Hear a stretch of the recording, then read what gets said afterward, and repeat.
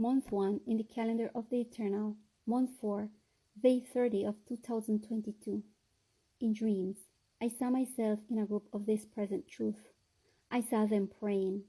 Soon they finished, and a brother stood up to give the exhortation. His subject was frivolous, sarcastic, and cruel, accusatory of everybody, but not of himself. Then it was said to me, "This does not pass the test." Then another brother stood up and took the word. This one was of sweet and flattering words, taking the softness where it should not be, excusing every defect of character and of light words. Then it was said to me, "This too does not pass the test." The scene changed, and I was taken to a church. There were two men preaching, one to young people and the other to the rest of the church. Two halls, two simultaneous preaching. I listened to the preaching, both so softly subtle without substance, so encouraging to the acceptance of each other's worldly character, that all were happy and encouraged each other to follow in the same manner. They flattered the preachers for being experts in bringing them that happiness through their preaching, and then they all went out for lunch and gathered there the young people in their reunion, others in choir reunion, others in talent show, and others in clubs. That's how those congregations were distributed. Then I was told, "This does not pass the test." This was the incubator of many. For this reason today, the amalgamation of all this prevails in the mountain groups before the mixed congregation. Then I was taken to a mountain.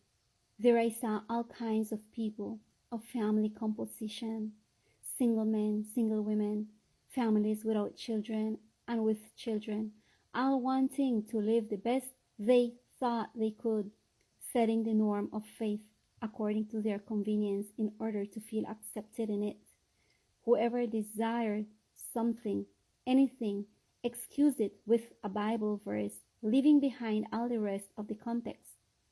And spiritual chaos was reigning in them, but everyone gave themselves for satisfied. I was then taken to another place. There, a small group in number was kneeling before the Eternal. One stood up and began to read the word.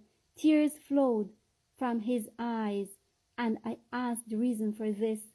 I was then told, he sees the contrast of his life before what he is reading in the word of truth, and sees that much is still lacking in his life, and he is saddened by this. Then I was told, "Look at the group." I turned to look at the group. They were all on their knees again, crying and asking for forgiveness for their many sins before the Eternal. The one who was speaking continued reading the word, and the listeners were still in contrition of spirit.